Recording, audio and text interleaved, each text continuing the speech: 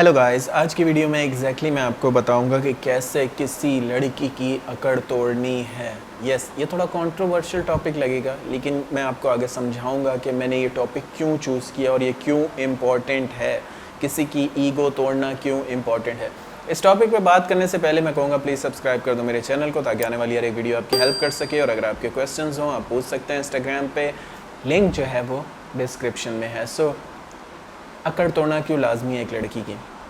सबसे पहले तो मैं आपको ये बताना चाहता हूँ कि कभी कभी रिलेशनशिप की जो प्रॉब्लम होती है वो और कुछ नहीं होती, सब कुछ सेट होता है। बस एक इंसान का ईगो इतना ज़्यादा होता है कि उसकी वजह से चीज़ें बर्बाद हो रही हैं। वो ज़रा भी कॉम्प्रोमाइज़ करने के लिए तैयार नहीं है, वो ज़रा भी झुकने के लिए तैयार नहीं है। वो कहती है कि चाहे तुम्हें जितना सफ़र करना पड़े, जितनी तुम्हें बर्बादी मोल लेनी पड़े, मैं तो नहीं करने वाली। मेरा तो ये स्टैंडर्ड है और मैं तो ऐसी ही रहूँगी।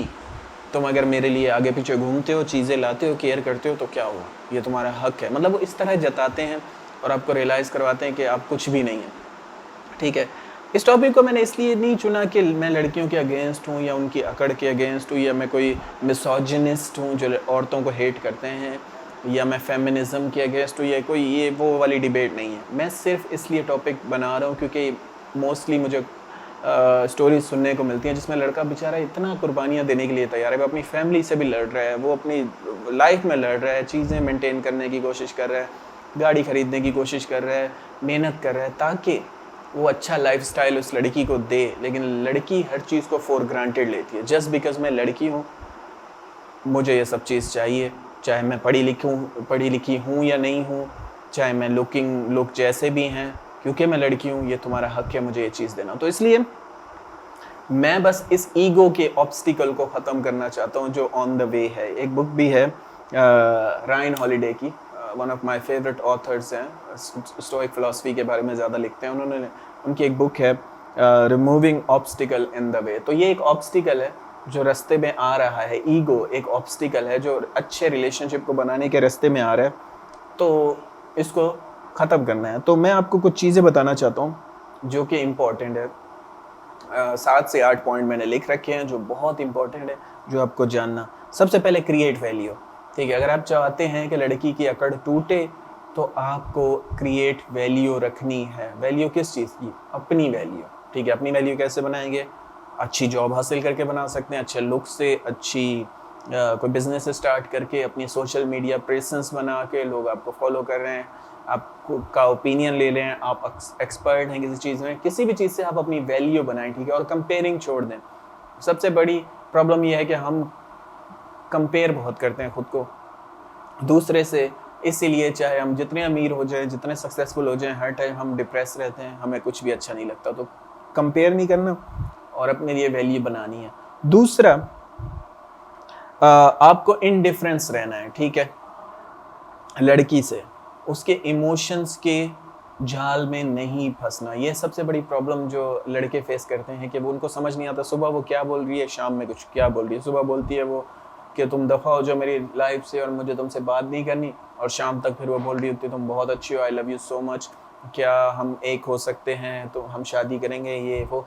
तो लड़कियां जो हैं वो इमोशनल क्रीचर हैं, उनके इमोशंस अप डाउन बहुत ज़्यादा होते हैं। उतने इमोशंस स्टेबल नहीं होते जितने एक मर्द के होते हैं। तो इसलिए आपको उसके इमोशंस के जाल में नहीं फंसना। वो आपको टेस्ट भी करेगी, आपको ऐसी ऐसी चीज़ें बोल के कि मैंने ख्वाब में किसी को देखा और ख्वाब में देखा मेरी शादी हो रही है, या मैं अब तुमसे बात नहीं करूँगी, या मेरी फूफो रिश्ता लेकर आई है, और ये वो आपको टेस्ट कर रही होती है मोस्ट ऑफ द टाइम। आपको काम रहना है, आपको मर्द शो करना है, आपको घबरा नहीं जाना बच्चे की तरह कि ओ प्लीज़ मत जाना। इस तरह से आप अपनी वैल्यू गिरा देंगे। जितना इमोशनली वीक शो करेंगे उतना अपनी वैल्यू गिराएंगे। तो be indifference to her emotions. Indifference to her emotions का मतलब ये है कि वो कहेगी मैं तुम्हें छोड़ के जा रही हूँ, आप कहोगे ओके। वो कहेगी मैं तुमसे बहुत प्यार करती हूँ, आप बोलोगे ओके। ये होता है इनडिफरेंस रहना, यानी कि न्यूट्रल रहना, बीच में रहना। ठीक है, तीसरी चीज, डोंट बी डेस्परेट। सबसे बड़ी लड़कों की गलती है जिसकी वजह से लड़कियों की अकड़ बहुत ज़्यादा बढ़ जाती है, वो ये कि आप डेस्परेट इतना हो जाते हैं। आप मैसेज उसका नहीं आया आप पागल हो रहे हैं, उसकी कॉल नहीं आई आप पागल हो रहे हैं, आप टेक्स्ट कर रहे हैं वो रिप्लाई नहीं दे रही तो आप उनके दोस्तों को कॉल मिला लेंगे, वो कहाँ गायब है, क्यों रिप्लाई नहीं कर रही, प्लीज़ मुझे बताओ। इतना ज़्यादा डेस्परेशन शो करते हैं जिसकी वजह से वो अपने आप को कुछ समझने लग जाते हैं। तो डेस्परेशन शो नहीं करनी, बहुत ज़्यादा रिवील नहीं करना एट द बिगिनिंग।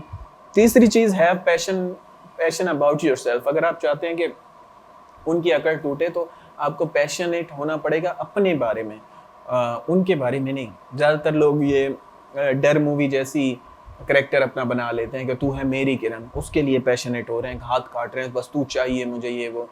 नहीं, ये गलत चीज़ है। आपको पैशनेट होना है अपने बारे में कि मैंने अपने आप को बनाना है। अगर कोई मेरा इसमें साथ देगा तो उसी का फ़ायदा होगा, कोई नहीं साथ देगा तो उसका अपना नुकसान होगा, ठीक है। अगर वो वाकई में प्यार करती होगी, वाकई में समझदार होगी तो वो आपके साथ रहेगी।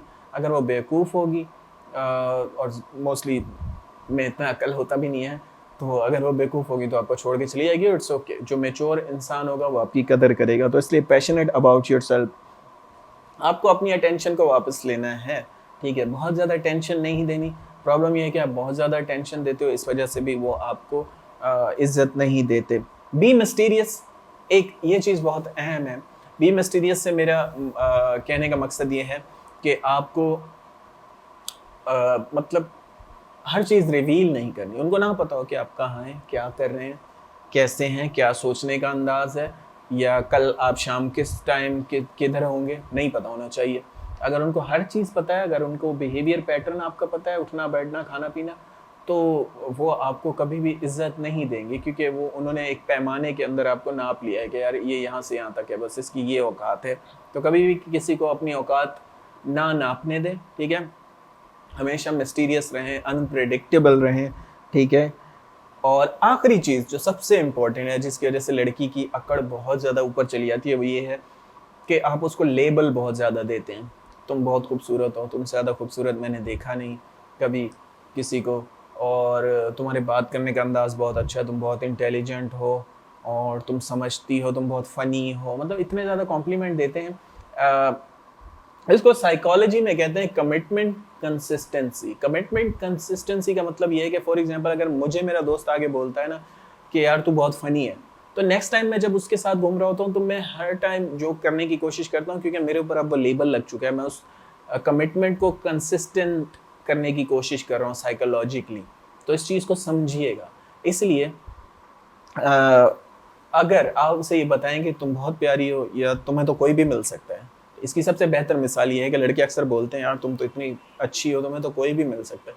तो वो साइकोलॉजिकली समझ जाती है कि मुझे तो कोई भी मिल सकता है, और फिर वो उसी तरह से मेंटेन करने की कोशिश करती है अपनी साइकोलॉजिकल स्टेट, अपनी वेल बीइंग, अपनी लाइफ। तो इसलिए वो फिर आपको लिफ्ट नहीं कराती। और आप देखेंगे, अगर आप, मैं आगे गारंटी देता हूँ कि अगर आप लड़की को रोज़ ये बोलने लग जाएं कि तुम्हें तो कोई भी मिल सकता है, तुम्हें तो कोई भी मिल सकता है, तुम इतनी खूबसूरत हो, तुम्हें तो कोई भी मिल सकता है, वो तकरीबन 2-3 हफ्तों में आपको छोड़ जाएगी, क्योंकि वो वाकई साइकोलॉजिकली उसको एक्सेप्ट कर लेगी, हाँ मुझे तो कोई मिल सकता है। तो वो फिर ऑप्शंस जो उसके पास आ रहे होंगे ओपन हो जाएगी, ठीक है, और वो ढूंढेगी इधर उधर। तो इसलिए हर चीज़ साइकोलॉजी है। मैं अक्सर कहता हूँ, चाहे सेल्स हो, मार्केटिंग हो, रिलेशनशिप्स हो, इन दी एंड हर स्किल साइकोलॉजी पे आके ख़त्म हो जाता है। तो इसलिए साइकोलॉजी को सीखें और उनको सर पे मत चढ़ाएं, ठीक है। प्यार करें, रिस्पेक्ट करें, पर सर पे मत चढ़ाएं। So that's it for today. Thanks for watching guys, we have a good day.